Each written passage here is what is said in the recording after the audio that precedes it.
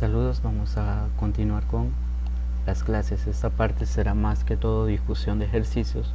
No voy a abordar tanto la teoría porque la teoría se las estuve mandando semana a semana en biblioteca de clase. Si no la han leído, vayan a leerla porque es necesario para que puedan entender de la mejor manera este tema. Sin más dilación, empecemos. Fuerzas de contacto. Tenemos tres fuerzas de contacto.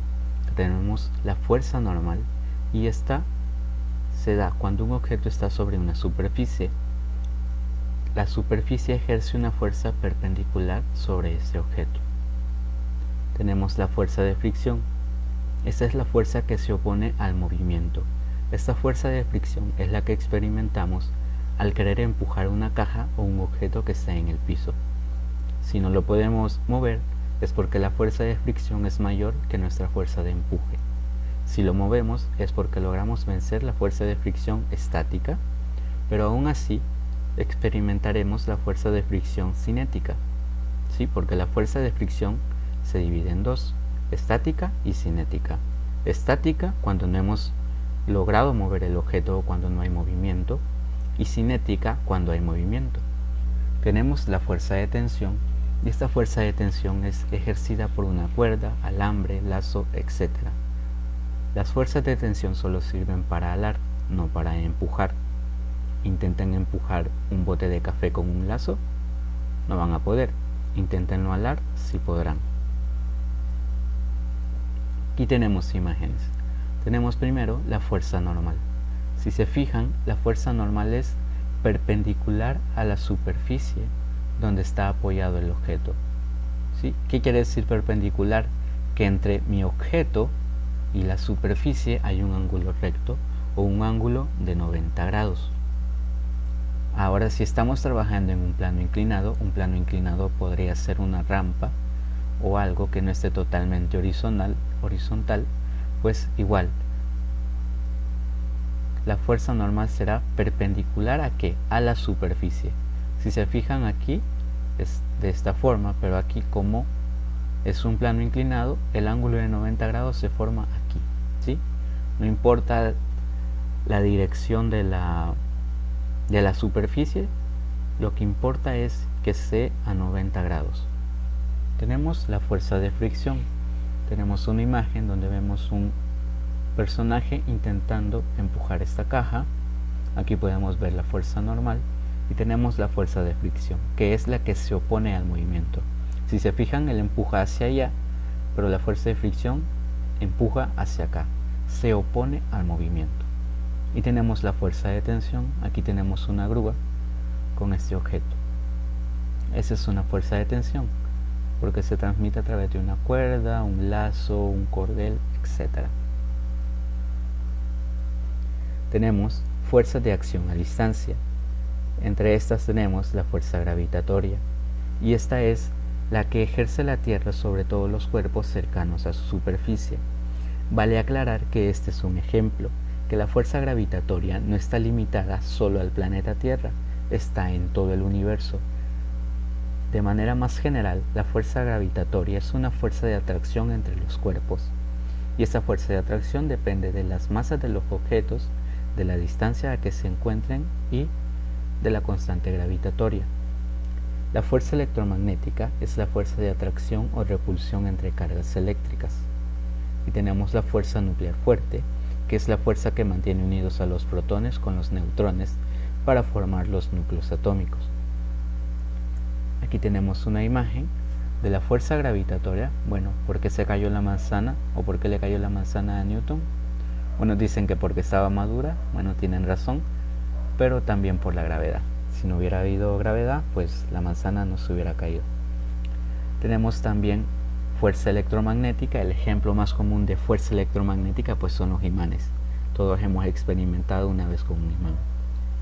No es necesario que el imán tope al clavo para que éste lo atraiga. Entonces, ¿cómo se da esto?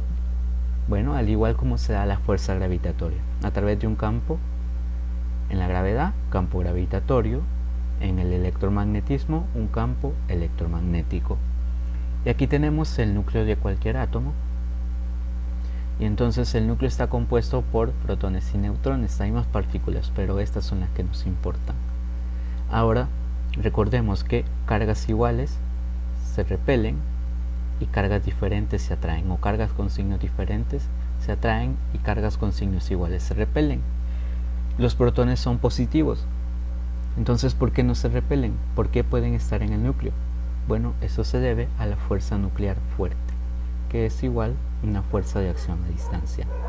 Tenemos fuerzas de acción de contacto y fuerzas de acción a distancia. Las fuerzas las medimos de manera vectorial, porque no basta un escalar para medirlas.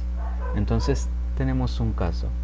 ¿Fuerzas de la misma dirección y sentido? Bueno, solo sumamos esas fuerzas. Fuerzas de la misma dirección, pero sentido opuesto, entonces restamos esas fuerzas. Ahora noten el ejemplo. Dirección y sentido. Ahora pareciera que tuvieran el mismo sentido, pero no. Cuando hablamos en física, dirección y sentido no es lo mismo, ni parecido. ¿Qué es el sentido y la dirección? Bueno, pues esta es una forma de medir las fuerzas. Las fuerzas se miden de manera vectorial. Si no recuerdan las partes de un vector, pues aquí tenemos una imagen. Tenemos un módulo o magnitud y tenemos sentido y dirección. La dirección está dada ¿por qué? Por este ángulo alfa. El sentido por hacia dónde apunta la flecha, y el módulo o magnitud lo grande que es nuestro vector. Aquí lo pueden ver. Dirección, bueno, pues tienen el mismo ángulo, son paralelas, entonces tienen la misma dirección, en este caso también el mismo sentido, por lo tanto la sumamos. Aquí tienen la misma dirección pero sentido opuesto, él está alando hacia allá y él está alando hacia acá, sentido opuesto, las flechas están apuntando a diferente lado. Entonces, con eso en mente, intentemos resolver este ejercicio. Calcular la resultante de fuerzas en cada caso, sabiendo que la fuerza representada por el color celeste es 7 newton y la de color verde 5 newton. ¿Qué es un newton? Está en la teoría. Entonces, empecemos. Caso 1. ¿Qué situación tenemos? ¿Tendrán la misma dirección? Sí tienen la misma dirección. ¿Mismo sentido? No. Por lo tanto, ¿qué haremos? ¿Sumarlas o restarlas? Háganlo en su mente. Aquí está la respuesta. Se restan. Y la sumatoria de fuerzas sería 7 newton menos 5 newton. Eso es igual a ¿cuánto? A 2 newton.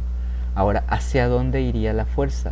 Bueno, iría hacia la dirección del vector celeste. ¿Por qué? Porque el vector celeste es más grande que el vector verde. Ahora en el caso 2. ¿Tendrán la misma dirección y también el mismo sentido? Sí, sí lo tienen.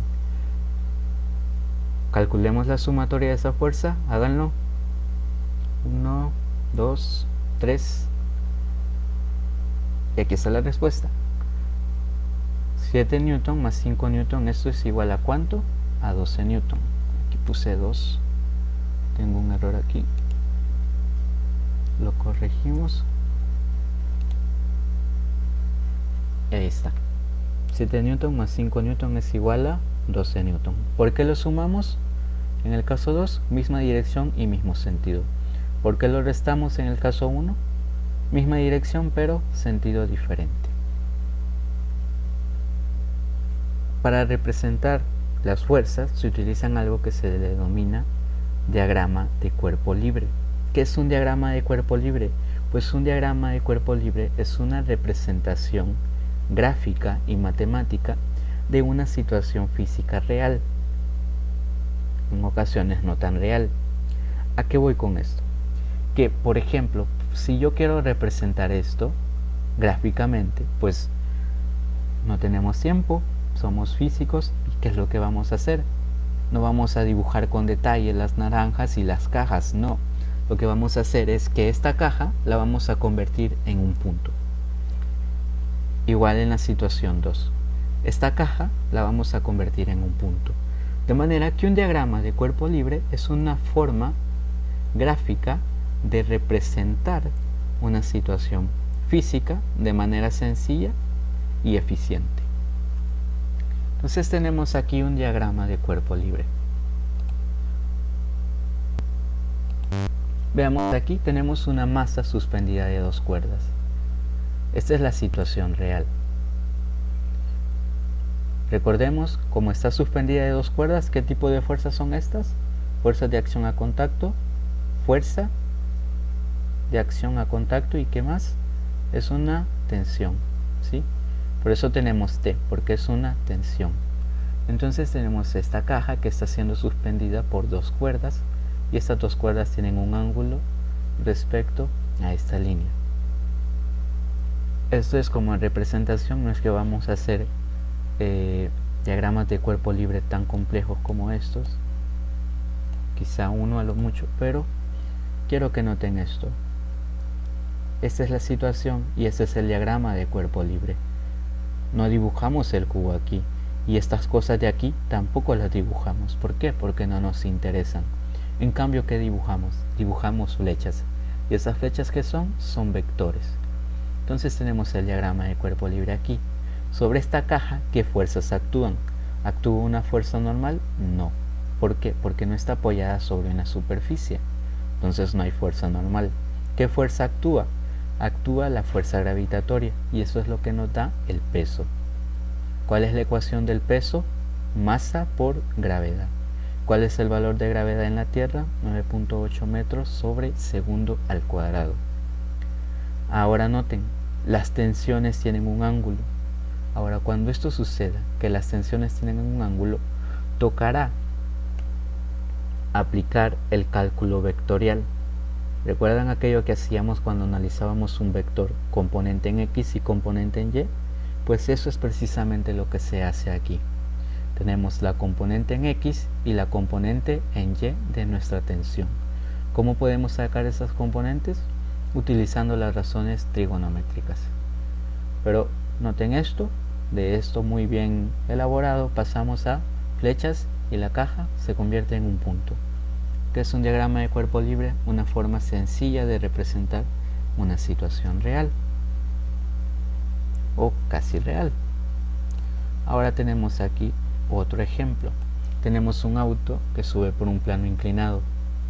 Ahora fíjense, queremos representar esto, pues ni siquiera dibujamos al muñequito que está aquí porque no nos interesa. Nuestro auto se convierte en un punto, la rampa no la dibujamos y ya tenemos esto. ¿Hay fuerza normal aquí? Sí hay fuerza normal. ¿Por qué?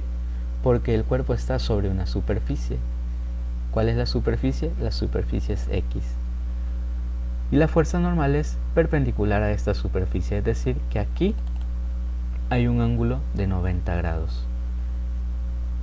Ahora eso nos lleva a que como estamos en un plano inclinado, el peso tiene componentes en X y en Y, y nuevamente tocará usar el cálculo vectorial para saber el respectivo valor de estas componentes. El peso es un vector, pero para conocer este vector necesitamos descomponerlo en X y en Y. Tenemos otro caso, tenemos una masa suspendida y aquí tenemos otra masa.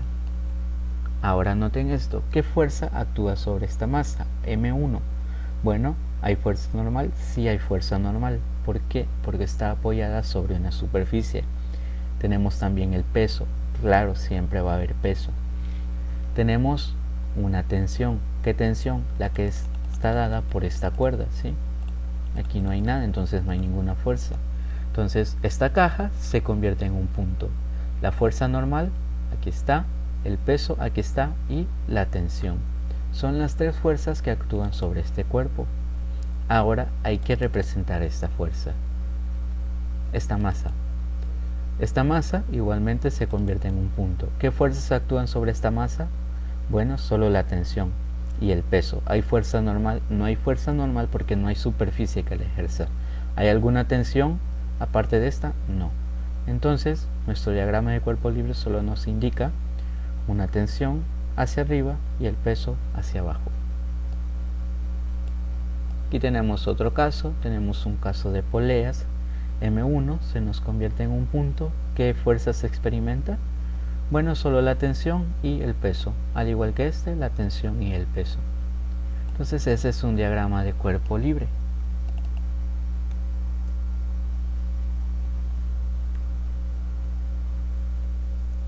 Ahora vamos a pasar a hablar de la ley de Hooke. La ley de Hooke nos describe el alargamiento de un resorte producido por una fuerza es directamente proporcional al valor de esta fuerza. ¿Sí? Tenemos esto. F es igual a menos kx.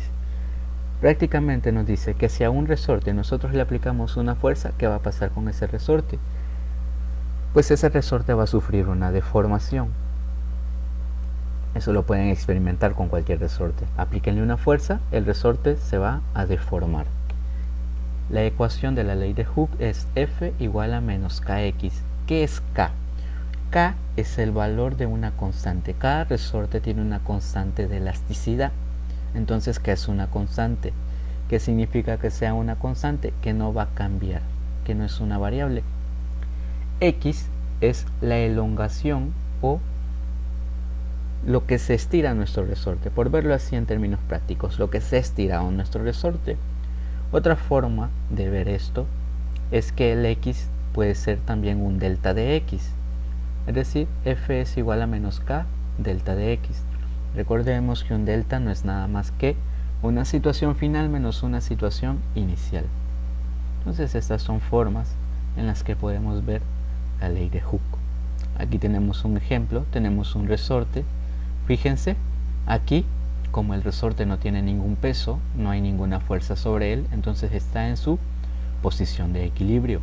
Luego le colgamos algo, esto tiene una masa y por lo tanto genera un peso. Y ese peso, bueno, ese peso es una fuerza que se ejerce al resorte. Fruto de esa fuerza o efecto de esa fuerza que le hemos ejercido a nuestro resorte se ha deformado un X. Si aumentamos los objetos, bueno, también aumenta la deformación que sufre nuestro resorte. Veámoslo aquí.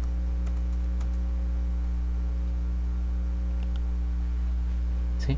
Aquí tenemos un emulador de PET. Lo pueden buscar, esto es totalmente gratis, o si no yo se los dejo. Les he dejado algunos, espero que los hayan utilizado. Vamos a mover esto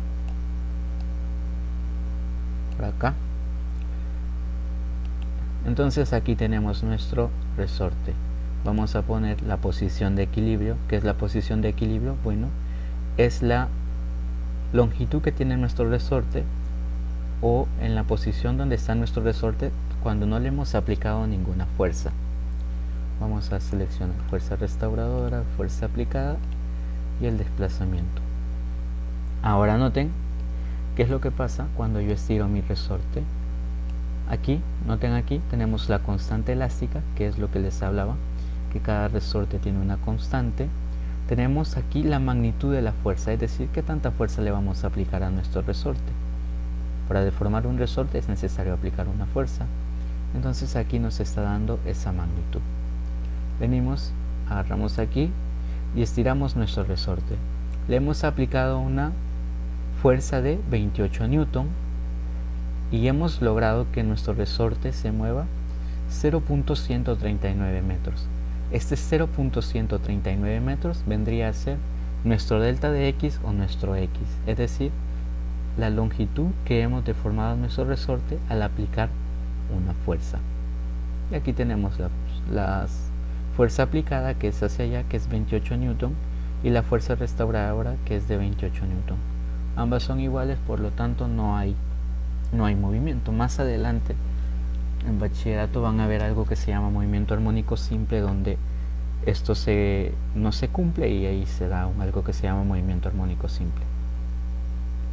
Entonces aquí tenemos, si aplico una mayor fuerza, bueno, deformo mi resorte más todavía. ¿Sí? Ahora tratemos de dejarlo en su posición de equilibrio. En la posición de equilibrio, pues casi en la posición de equilibrio, pues no hay nada de fuerza. ¿Qué pasa si aumento la constante elástica? anoten esto ahí. Vamos a dejar con la constante elástica donde está en 200 newton sobre metros y vamos a aplicar una fuerza de 15 newton. ¿Cuánto es lo que se ha estirado nuestro resorte con la constante en 200 newton sobre metro y una fuerza de 15 newton? 0.076 metros. ¿Qué pasará? Algo más notorio.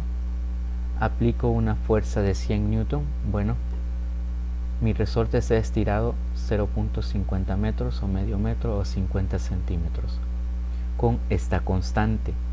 Ahora noten que esta constante no cambia, ¿sí? Se mantiene igual, porque esa es una constante del resorte, no va a cambiar. Aunque yo aplique una fuerza positiva, no va a cambiar porque es la constante del resorte.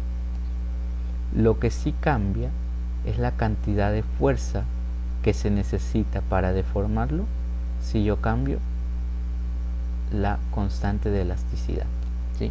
Si yo aumento la constante de elasticidad, bueno, sería como tener un resorte más duro que va a costar más estirarlo. Probemos, aumentemos la constante a 870 newton y apliquemos una fuerza de 100 newton y ¿cuánto ha resultado? Bueno, lo he estirado nada más 0.1 metros o 10 centímetros, cuando con la constante anterior de 200 newton sobre metro lo lograba estirar 50 centímetros. Hoy, como la constante es más alta, he aplicado la misma cantidad de fuerza, pero la elongación ha sido menos. Entonces esto es para explicar la ley de Hooke, ¿sí? Tenemos una posición de equilibrio y la constante no cambia. No importa la fuerza que aplique, la constante se va a mantener igual. Aquí la puedo cambiar, pero eso es por el simulador. Les animo a que jueguen con estos simuladores. Podemos tener más sistemas, podemos ver otras cosas. Cualquier duda pueden hacerla. Entonces vamos de nuevo a la presentación.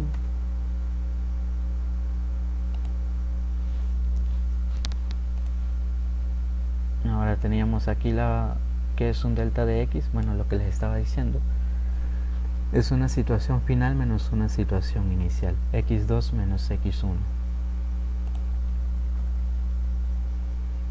Veamos un ejemplo, un segundo ejemplo. Ya resolvimos uno. Veamos este segundo ejemplo. Se ejerce,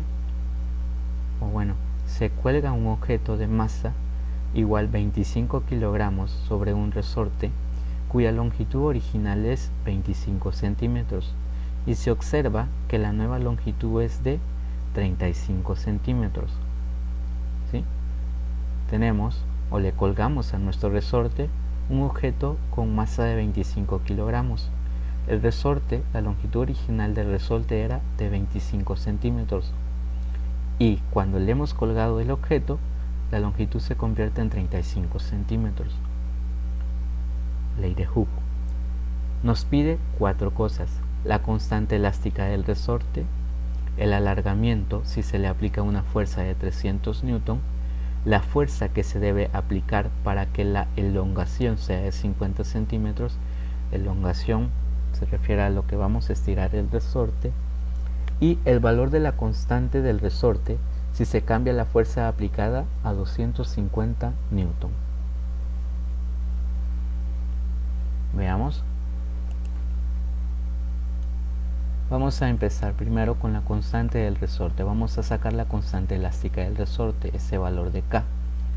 Para ello, para resolver problemas físicos, jóvenes, ustedes tienen que seguir estos pasos.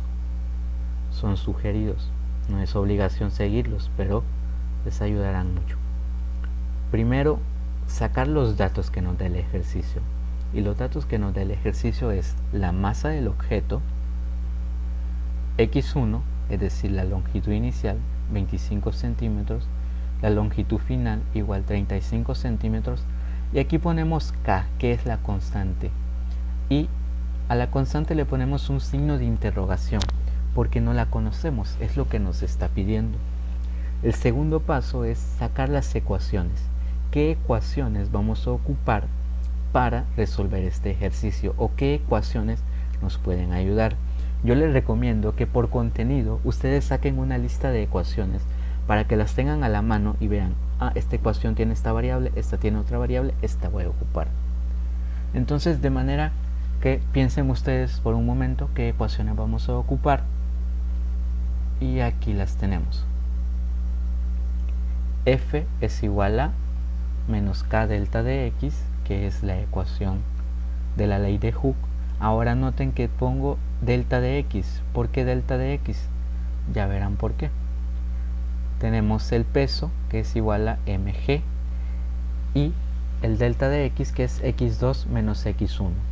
Por esto es que he puesto delta de x, porque me conviene más esto. Porque si pusiera x, pues no sabría cuál x es, el x1 o el x2. Pero recuerdo que cuando me dan un x2 y un x1, lo que tengo que hacer es trabajar con el delta de x. Ahora, de esta ecuación yo necesito despejar este k, pero para despejar este k necesito conocer cuánto vale esta f y cuánto vale este delta de x, que no conozco. Vamos a empezar, o vamos a ir al tercer paso, que es sustituir o despejar y sustituir. ¿Por qué sustituir o despejar y sustituir? Bueno, habrán casos en que la variable que nosotros buscamos o la incógnita que nosotros buscamos pues ya esté despejada, solo va a restar sustituir. Habrá otros casos donde va a tocar despejar la variable y luego sustituir.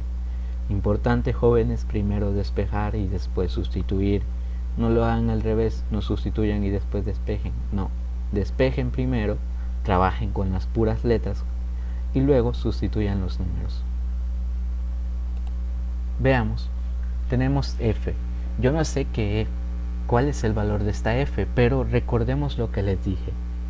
¿Qué es la fuerza que se le ejerce al resorte? Bueno, le he colgado un objeto. Ese objeto tiene un peso y el peso como tal es una fuerza. Entonces, ¿cuál es la fuerza que se le está aplicando a ese resorte? Bueno, esa fuerza es el peso del objeto que le he colocado. Entonces, ¿cuál es la fórmula del peso? Es masa por gravedad. Entonces vengo y sustituyo. Noten que he protegido esto entre paréntesis, siempre utilicen paréntesis. Entonces 25 kilogramos por 9.8 metros sobre segundo al cuadrado, que esto es el valor de la gravedad. Lo hacemos, ¿sí? Aquí sacamos nuestra calculadora. 25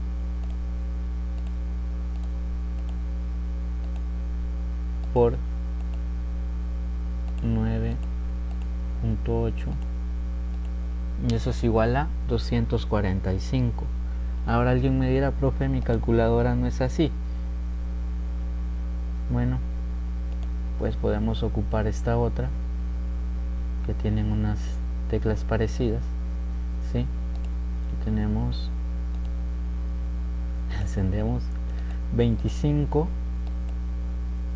cerramos paréntesis, por 9.8, y ese es igual a 245, ¿sí? Esa es una forma de hacerla. Yo en delante ocuparé esta. 245 newton es el resultado. Ahora, este es el resultado de la fuerza que le estoy aplicando al resorte. Entonces ya tengo una variable de las que necesito. Me falta encontrar el delta de x. Pero recuerdo que el delta de x no es nada más ni menos que x2 menos x1. Ahora, importante, ¿cómo de kilogramos por metro sobre segundo al cuadrado pasamos a newton? Bueno, recordemos esto, que kilogramo por metro sobre segundo al cuadrado es lo que equivale a un newton. Entonces, cada que veamos kilogramo por metro sobre segundo al cuadrado, simplemente podemos poner n. Ahora pasamos al delta de x, que no es nada más ni menos que x2 menos x1. x2 es 35 centímetros y x1 es 25 centímetros. Hacemos esto, ¿sí? Bueno, no es necesario que lo hagamos, se sabe que es 10, pero bueno. 35 menos 25 igual a 10, ¿sí? 10 centímetros. Ahora, ¿qué resta? Bueno, ya tengo el F y ya tengo el delta de X, pues bueno, solo toca despejar el K. Pero momento, no podemos hacer esto. ¿Por qué? Fíjense aquí, los newton ocupan metro y aquí tengo una medida ¿en qué? En centímetros. Entonces no se puede. O trabajo todo en centímetros o trabajo todo en metros. Por lo tanto, estos 10 centímetros los voy a convertir a metros. De esta manera, ¿sí? Un metro tiene 100 centímetros, entonces multiplico por el factor de conversión.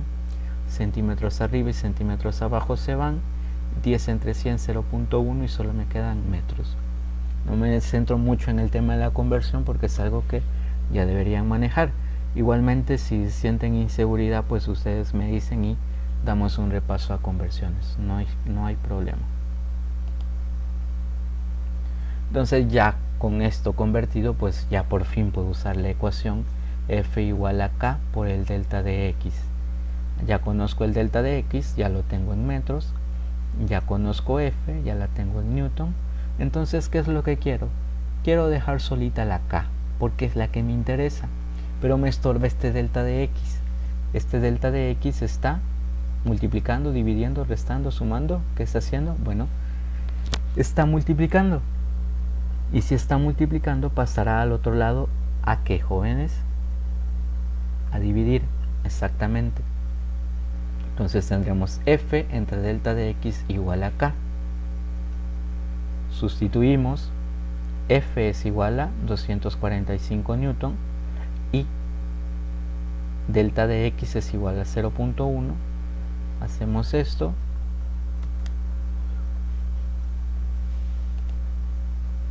$245 entre 0.1 y eso nos da 2450. Ahora 2450 ¿qué? Newton sobre metro, ¿sí? La constante de elasticidad va a tener estas unidades, newton sobre metro y algunas otras newton sobre centímetros. Entonces ya tenemos el literal A, ya encontramos la constante de elasticidad de nuestro resorte, pero faltan tres cosas todavía. Jóvenes, este ejercicio es largo, puede ser un poco confuso, pero vean el video con tiempo. Lean la teoría, repásenla y vean el video con tiempo. Pueden irle dando pausa. Si ustedes no entienden algo, pues denle pausa, no hay problema. Pasemos con el literal B. Y nos dice el alargamiento del resorte, es decir, cuánto se va a estirar nuestro resorte si le aplicamos una fuerza de 300 newton. Bueno, al igual que en la anterior vez, lo primero es los datos. ¿Qué datos nos dan? Bueno, tenemos la constante del resorte, que la sacamos en el literal anterior. La fuerza, hoy sí notan que le vamos a aplicar una fuerza de 300 newton, pero nos piden el X, es decir, el delta de X o el X. ¿Cuánto se alargó nuestro resorte o cuánto se va a alargar nuestro resorte si le aplicamos una fuerza de 300 newton? Bueno, vamos con el siguiente paso, ecuaciones. ¿Qué ecuaciones vamos a ocupar? La ecuación de Hooke, F igual a Kx. Ahora, ¿qué es lo que me interesa? Bueno, la X, porque la X es la que tiene el signo de interrogación. Entonces mi meta va a ser dejar a X sola. Esta K que está aquí está multiplicando, por lo tanto pasará al otro lado. ¿A qué, jóvenes? A multiplicar, exacto. Entonces vamos en el tercer paso, que es despejar y sustituir. Esta K que está multiplicando pasa al otro lado a dividir, y ya cuando tengo despejada la X vengo y meto valores. Sustituyo 300 newton entre 2450. Ahora, importante trabajar con las unidades. Esto es igual a 0.12 metros. Aquí sí voy a ocupar la calculadora. Voy a ocupar la 2 porque sé que algunos tienen otra versión. Vamos y fíjense cómo lo hago. 300 entre 2450. Y eso me da 6.6 sobre 49. Pero yo quiero el resultado en decimal. Vengo y suprimo o oprimo esta tecla. S sobre D. y me da 0.12, el resultado en decimal. A otras personas tienen esta calculadora, que no tiene esta misma tecla, pero tiene esta. Entonces vamos a hacerlo aquí. 300 entre 2450. Y aquí nos da 0.12. De la misma manera. Ahora, esto voy a aprovechar para hacer algo. A veces en estas calculadoras no dan resultados así. Entonces, si yo quiero el resultado en decimal, pues suprimo esta tecla, esta que está aquí. Fíjense, búsquenla en su calculadora y ya llegan al valor decimal.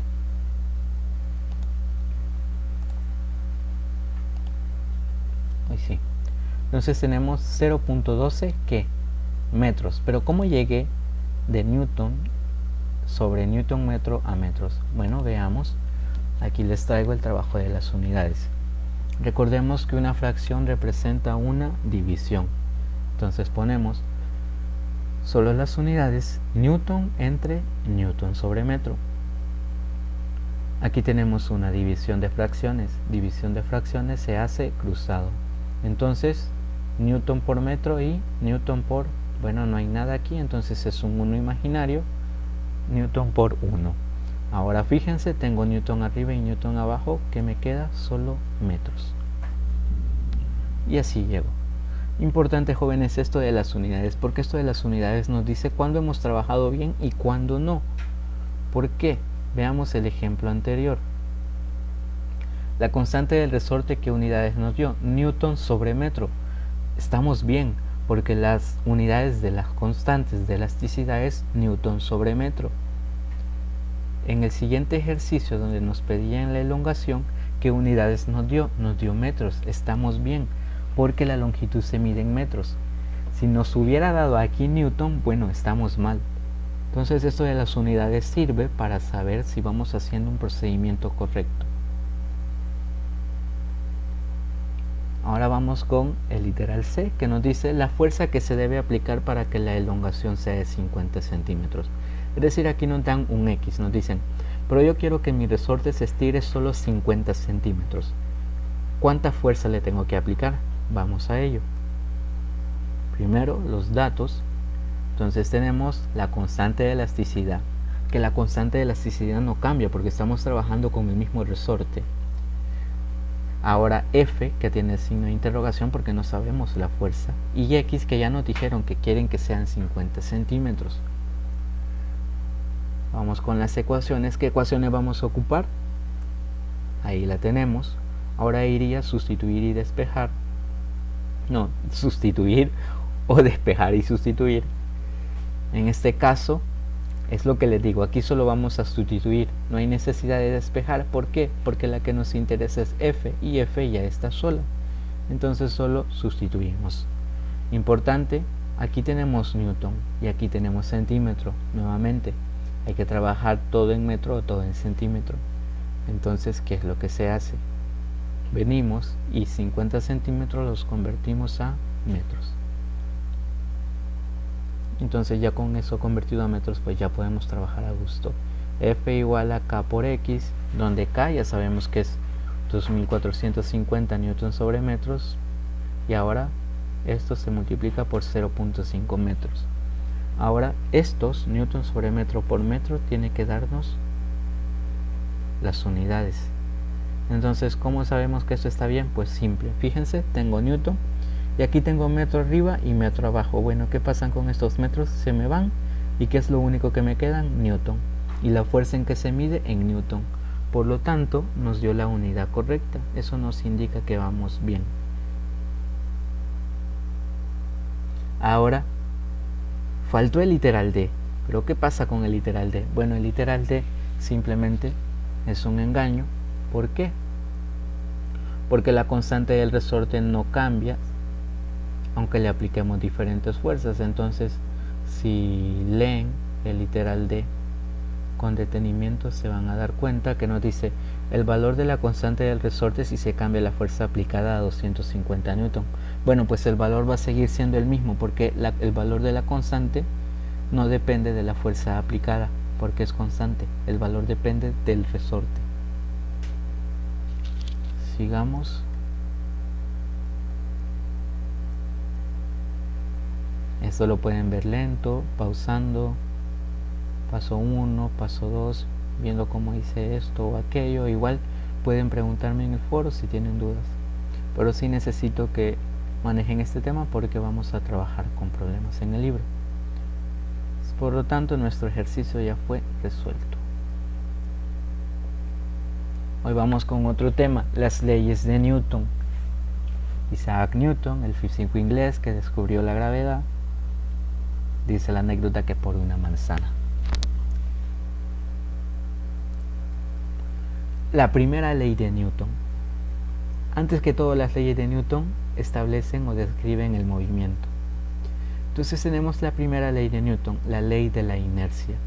Y esta ley nos dice que todo cuerpo permanecerá en reposo o en movimiento constante hasta que se aplique una fuerza sobre él. Entonces fíjense en la situación azul. Pues esto va a permanecer así en reposo a menos que se aplique una fuerza. ¿Con qué? Con el pie. Entonces si le aplica una fuerza, pues esto entra en movimiento. Eso es lo que nos dice. Ahora, esto no solo se aplica para el reposo, también se aplica en movimiento constante. Imaginemos una situación en que en el espacio no hay aire, por lo tanto no hay resistencia al movimiento. ¿Qué es lo que pasa con las estaciones o la basura? Bueno, ¿por qué no se detiene la basura? Bueno, simplemente porque no hay ninguna fuerza que actúe sobre ella. Entonces sigue girando y girando. ¿Ya? Eso pasaría también con un cohete. Si un cohete se pierde en el espacio, pues seguiría y seguiría y seguiría y no se detuviera probablemente hasta que se desintegrara. Entonces, todo cuerpo permanecerá en reposo o en movimiento constante hasta que se aplique una fuerza sobre él.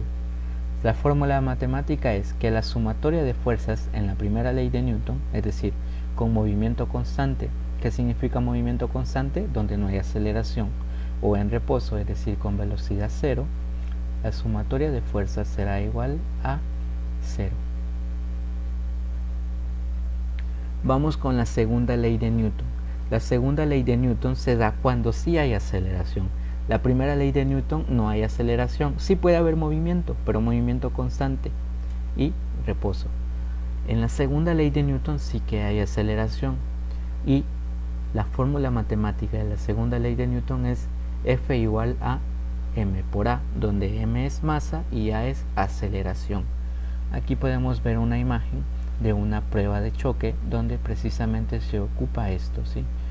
Calculan ellos la fuerza con la que impacta este automóvil para ver el efecto látigo en el cuello de las personas. Aquí es un maniquí, no vayan a pensar que es una persona, es un maniquí, ¿sí?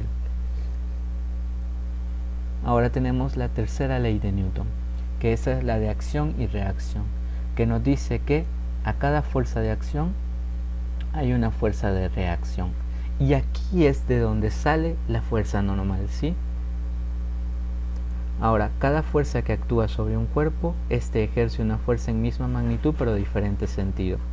Es decir, nosotros cada que efectuamos una fuerza sobre un cuerpo, el cuerpo también ejerce una fuerza sobre nosotros. Pasaríamos al ejemplo 3 y nos dice: ¿qué fuerza debe actuar sobre un motociclista de 300 kilogramos de masa para adquirir una aceleración? Bueno, antes de esto quiero que veamos unos simuladores también. Vamos a ver esto, esperamos que cargue. Bien, vale, aquí está. Entonces tenemos nuestro simulador. Veamos primero este caso.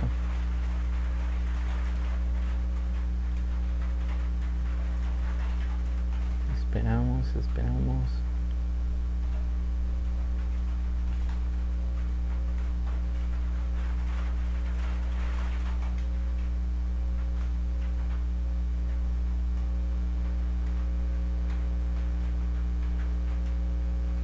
Cargo. Entonces veamos esto. tenemos estos muñequitos, si bien son iguales, y vamos a ver, empezamos, fíjense, fuerza derecha, bueno, vamos a poner los valores, 50 newton y 50 newton, ¿sí? Misma dirección pero diferente sentido, por lo tanto se anulan. Es decir, la sumatoria de fuerzas es igual a ¿cuánto? A 0. Es decir, tenemos la primera ley de Newton. Ahora vamos a ver qué pasa si agrego más fuerza aquí. Miren, lo empieza a mover porque esta fuerza es mayor. Entonces ahí estaríamos en la segunda ley de Newton. Fuerza es igual a masa por aceleración. Ganaron los rojos. Que ganen los azules también. Veamos. Fíjense, hoy tenemos más fuerza de este lado, entonces ganan ellos. Ahora veamos algo de la ley de la inercia. Aquí, ¿sí? Vamos a suponer una superficie ideal, es decir, algo teórico que no tiene fricción, y vamos a empujarlo.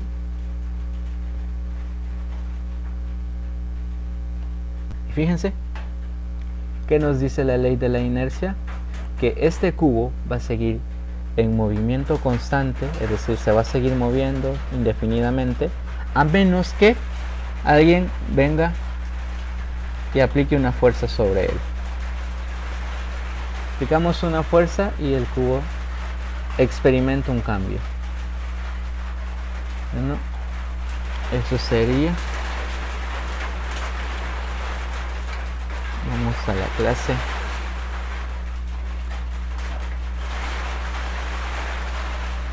Ahora pasamos al ejemplo 3 y eso quedará para otro video.